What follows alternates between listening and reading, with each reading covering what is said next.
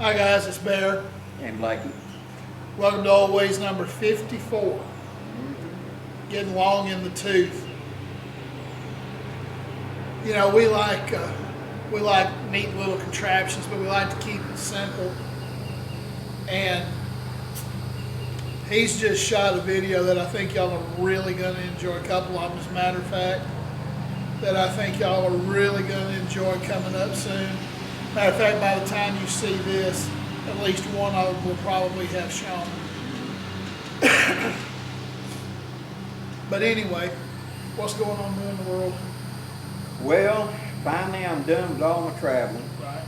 And that gives me an opportunity to kind of catch my breath. But we're right here at the beginning of summer. And so now I've got to start on my summer projects to stay out of the heat some because of health issues. This is your make it mend season, isn't it? This is make it, mend it, fix it, Yeah. get set, because my first next gathering is the gather thing, they're calling it, in West Virginia. That's in September. And then October I'm doing the Silver Wolves. And then November we're doing Georgia Bushcraft. And there's something else in there too that I'm not. Now the Silver Wolves, that's up near Blairsville. That's near Blairsville, Georgia. Yeah, it'll be the first time we're gonna hold it there. And it's the Fuel the Fire bunch and me are joining forces to put on the classes. Good guys. Really good guys. Really good guys. And so we've added several new instructors and different topics as well. So I'm looking forward to it. And the land we're getting to use, a doctor has come forward and let us use the land for this. So we've got plenty of room for RVs, we got plenty of room for tents, we got plenty of room for hammocks, and we got a big old pole barn in case of bad weather we can get into to get out of the weather. And so if it's raining, we got it covered. So I know somebody out there has had the thought, because I had it too, will there be any modern hookups, or will it be strictly primitive? At this time, I'm not sure. I know we're getting porta potties, so I don't believe there's a bathroom on the site, and I believe we're going to be providing water. So, and we're going to be providing firewood. I wasn't sure with some of these guys who have electrified campers, you might want to plug them in. And I understand that. There's a lot of people that need that, CPAP machines and stuff like that. We'll just have to deal on that at a one-by-one basis. In the past, what I've said at my event is people say I've got to have a generator for my little RV. That's fine. Just park over here to the side so you got a little bit of space. You're not right up next to everybody. You'd be good. Those two guys from Oklahoma that came to the spring gathering, Yeah. they had a little generator. I don't know what brand it was. They had a little generator behind their utility trailer. Mm-hmm. You couldn't hear it until you were right up on top of it. Right. I remember that. It ran 24/7. And they just kept pouring the gas in and it kept running. Imagine that. They have really made some improvements in Yeah. the silencers. One of the reasons they didn't want to do it, I remember back in the 70s, there was a company that was selling a generator, and it was so quiet. I mean, heck, you had to be 5 feet from it. The problem with it was people were getting the dang exhaust off of it and turning it into silencers. Because you could take that off of there and put it onto a gun and actually make it quiet. And the famous joke in the movies about a 12-gauge silencer. You know, I remember a write-up in one of the magazines where somebody had laughingly said, let's try it. He'd got one of the mufflers for that thing. I believe it had originally been designed for the military. And the military hadn't bought it, and so they rolled it over to us. I think they were supposed to be going on to like Navy, like Vietnam, Navy patrol boats and stuff, so they could pull up someplace, be able to power lights or whatever, searchlights and stuff like that. And it's supposed to be real quiet, so you wouldn't hear it coming. Right. But I remember that write-up was they took one of them mufflers and actually put it on a 12 gauge and said it reduced it by like 80%, so now it was no louder than a 22 long rifle going off. That would be interesting. Didn't I read something where Congress is about to do away with the NFA? They're talking about it. Or adjust the list of NFA. That's a big thing. They're wanting to definitely take silencers off of the NFA. The NFA is on real shaky ground to begin with. Yeah. It's when you get anybody that's got any kind of education in law and et cetera, go back and look at it. The only reason they were allowed to put NFA in place was because of Al Capone and organized crime. You know, for those of you that don't know, the NFA is the National Firearms Act, and there's two phases of it. One came out in 1934, which did away with fully automatic weapons, and the other one in the civilian market. And the other part came out in 1968, which dealt with suppressors. Suppressors, Saturday night specials, they added to it. The whole thing is really a house of cards when they get to looking at it, because there is no, in fact, when you go back, and the ones that are challenging it now, they brought up the original transcripts from the original thing where they're arguing it in front of the Supreme Court to be able to do it. Right. And they're saying, no, no, no, we're not trying to limit anybody from buying anything. That was the Attorney General of the United States. Just, we want people that can afford to do it, and it was just a tax. We're not actually outlawing it, they just got to pay a tax, and they put a $200 tax stamp. Now to you and me, $200 ain't insignificant, but you got to understand, in those days, Yes. a double-barrel sawed-off shotgun, which was called an Ithaca auto burglar, was meant for in-home defense, it was about that long, sold for $12, and you're going to put a $200 tax stamp on it? And they came in the flavors of 410, 20, 16, and 12. Yeah, and so that was the whole idea, and the whole thing in the law about sawed-off shotguns and short rifles was because they were trying to outlaw handguns. And by the time it actually got up on the floor to be voted on, all that language had been taken out because they knew if you outlawed a handgun, all they were going to do is take a shotgun and saw it off to a pistol grip. And so that's still in there. It really was not real thought out legislation from the word go. So What's the TV show that comes on?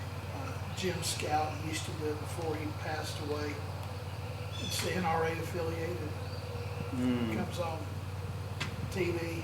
shooting or something. Yeah, Shooting USA. Shooting Thank USA. you.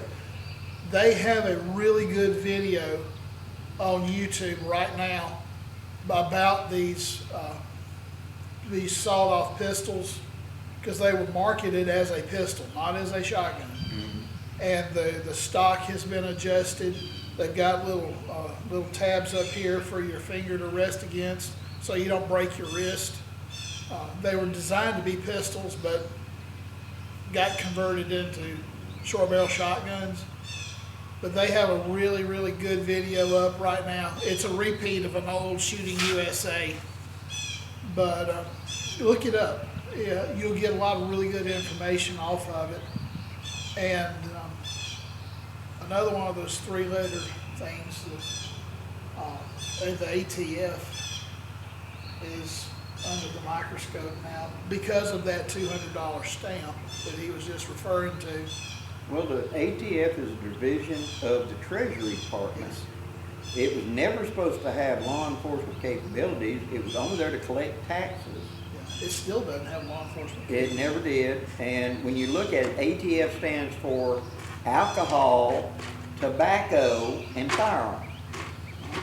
It sounds like you lumped three different things, you know. One's a health, two of them is a health concern, and one of them is a shooting concern. I guess they would argue it's a health concern, but you know, you can't consume a gun, and the other two are consumables. Right. And of course, during Prohibition, all that, that's where ATF came from, and it was part of the Treasury Department, keep people from having illegal corn liquor and etc.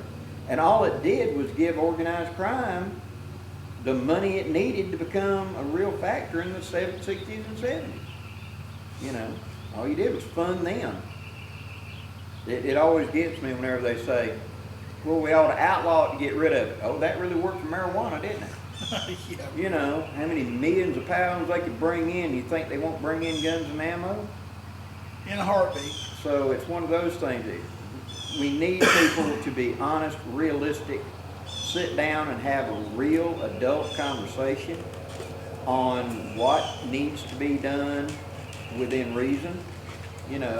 That's the kicker, within reason. Within reason, you know.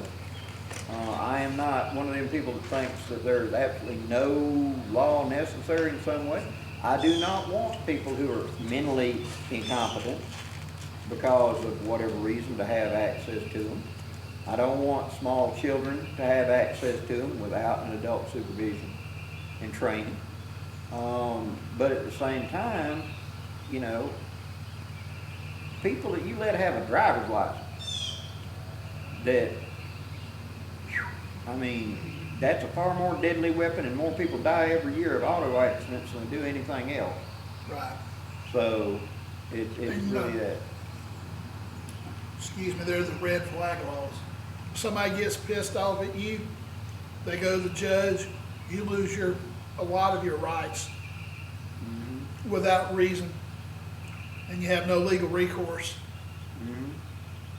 And that's one of the things where who said, you know, it's a big, gigantic gray area, and actually one of the biggest well, look at this, and these are the numbers we've got. According to the NRA's numbers, they figured there's about 5 million gun owners in the United States the day Bill Clinton went into office.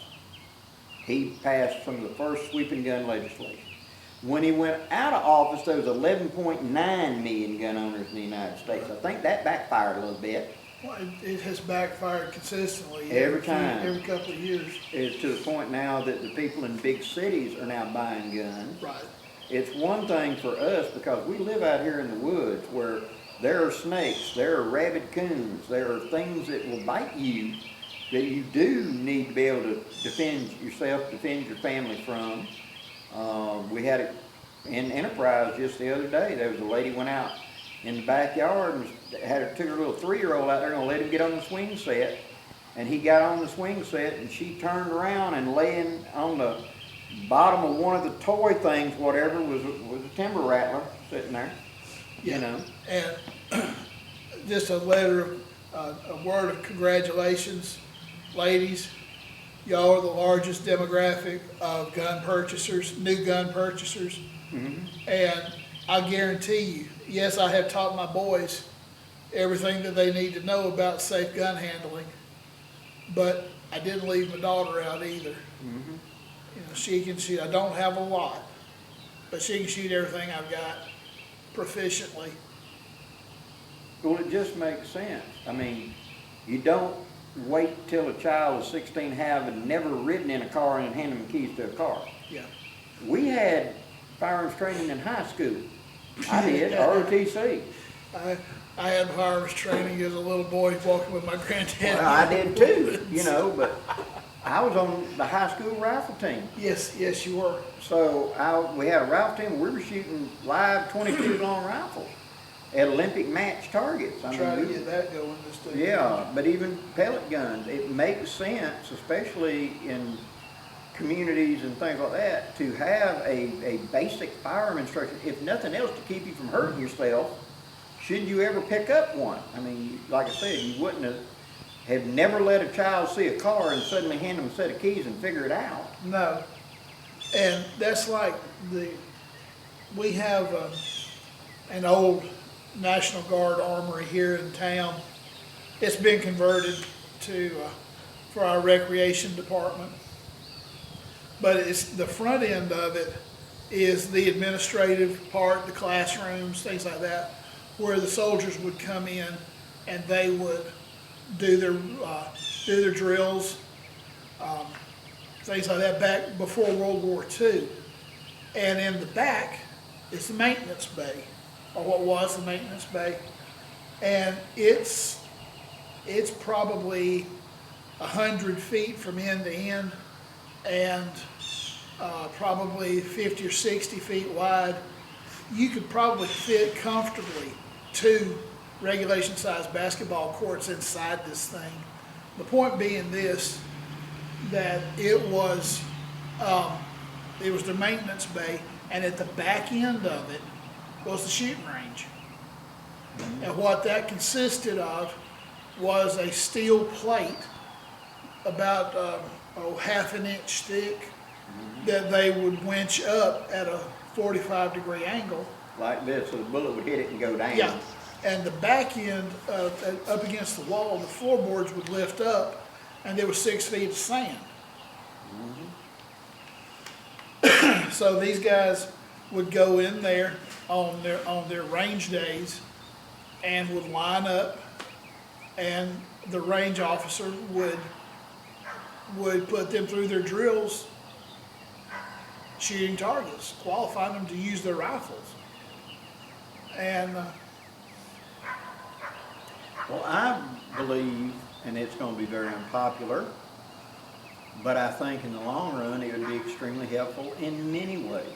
Many countries, especially a lot of the ones they like to tout are so great, have mandatory military service for the first 2 years right out of high school. right, And you take the young people directly out of basically mama and papa babying them, and you teach them how to make their bed, teach them how to take care of themselves, how to be on time, teach them firearm safety, how to work as a team, all the above, and then when they come out, they're much better prepared to go out in the real world and find a job yes, than they are of the way the system is set up now. It really breaks my heart because a lot of my friends, their kids have now, they're like you've got kids that are in college, out of college, etc. And they go when they came out of high school, they immediately rolled over into a college. They come out and they're 26 years old or whatever, and they've never had a job in their life. yeah, And then they go to looking for a career in this college thing that they were sold by the college and told this is really important and that they'll want to hire you, and they get there and they're not interested in hiring you, and you can't get a job in this career field. You're starting off at 26 and you're by 28 you're living on your mom's couch or back in your old room or in the basement. or in a basement and working at McDonald's or something because you cannot find a career in what you're looking for. I mean, my generation, we came right out of high school. Everybody, you know, when we were graduating, oh, where are you going? I'm going to Alabama, Auburn, Troy State, whatever. And they asked me, where are you going? I said, I'm going to drive a truck. And everybody kind of snickered and etc. I said, no. I'm young. I've got no commitments or nothing. Wife and children. No wife, children, nothing like that. And I want to see the world. I'm going to get paid to see the world. And I did. I saw most of the lower 48 over the next couple of years and was getting paid like $65,000 a year. And in the early 80s, that was good cash. I had good money. That was good money. And then when we had my 10-year class reunion, I lost track. It was 10 or 15 of my classmates coming up to me wanting to know how to drive a truck because they had gone to college, got a degree, couldn't find a job, went back to college, got a second degree. Here we are 10 years out of high school and they still have not had a job yet, and they've got $300,000 of student debt. Yep. You know, how do you go about driving a truck? You know, by this point I had finished driving a truck and was now going into corporate world and was moving my way up. So it's just, you know, to me everything's kind of backwards. You're not giving the youth an opportunity to learn. It really is a disservice. You know, we're proponents of the military. I did not serve, and neither did he, but he actually got farther than I did. I tried, but He made it within 2 weeks of the completion of basic training, and they medicaled him out. yep. I didn't get quite that far. But anyway, I digress. Just because you join the military doesn't mean you're going to war. Okay?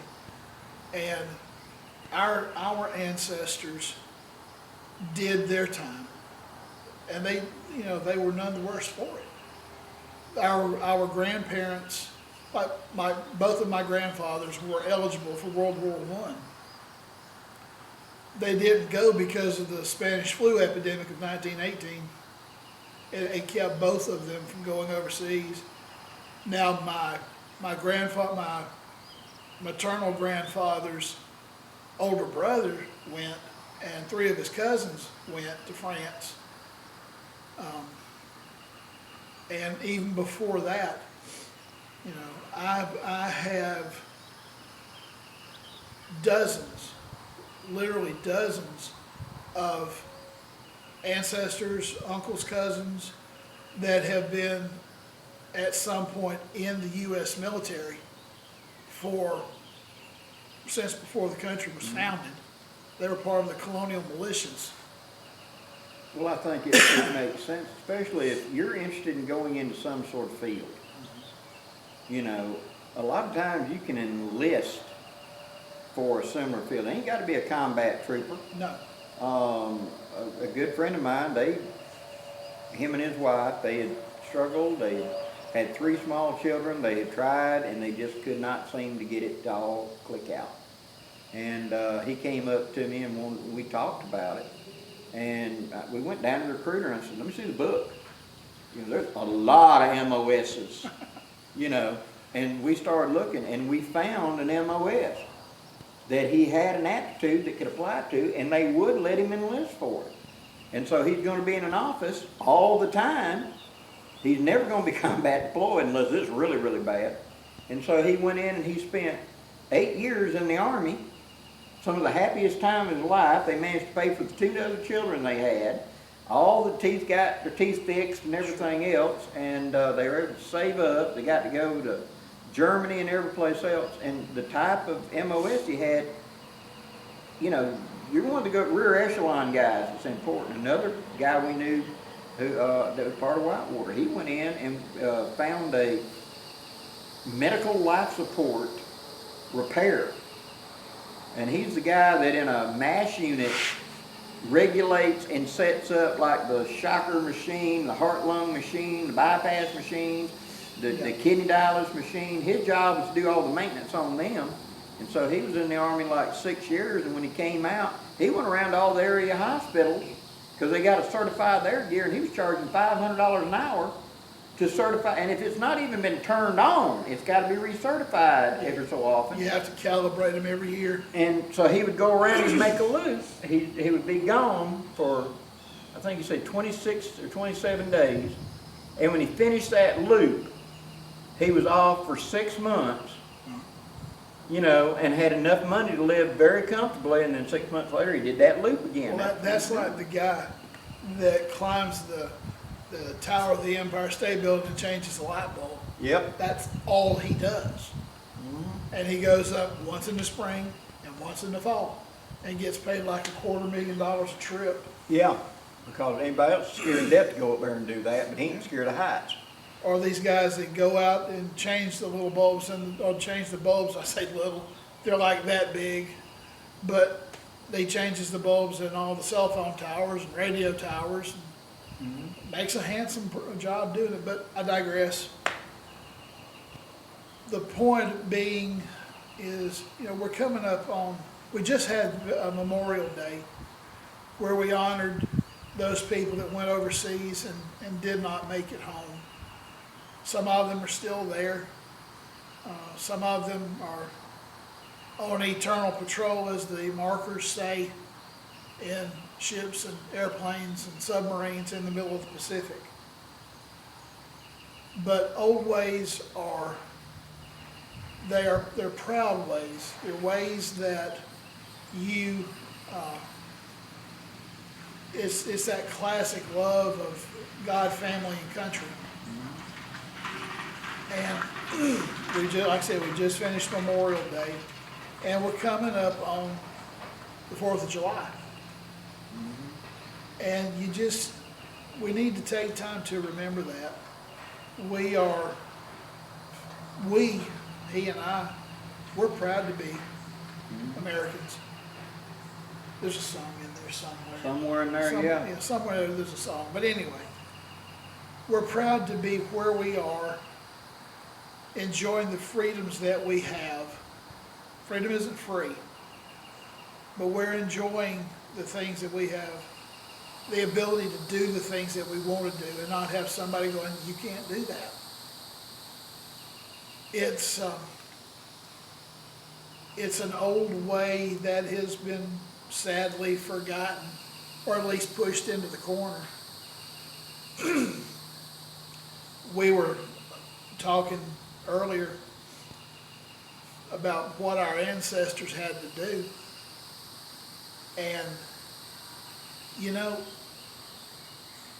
it's like he was saying, these people, they were strong in mind, body, and spirit. And I can think of a lot of younger people, unfortunately, and a lot of older people who just aren't. They just are not strong in mind, body, or spirit. Well, the disadvantage of if it's easy. Yeah. You know, we came from people who didn't have no money and they had to do it. You couldn't go hire somebody to go put a new roof on the house. You had to do it. Right. You know, you couldn't hire somebody to come and worm all the cattle. You had to do it. Been there and done that one. You couldn't hire somebody to come and spend 18-hour days digging peanuts, you know. You were the guy that got out there and did it. You the guy that did it, or you were family of who it was, and that's what added up. My daddy used to talk right here on this farm about going back up here on the hilltop and picking cotton, and about how he had a full length cotton sack and he never could get it full. He said he'd pick until his hands bled, and he would look back and it looked like it had snowed behind him. There was still enough cotton back there to fill another bag. Mm-hmm. But, you know. I can relate going into here at Elba, right down the road down here, of going out and having to pick butter beans.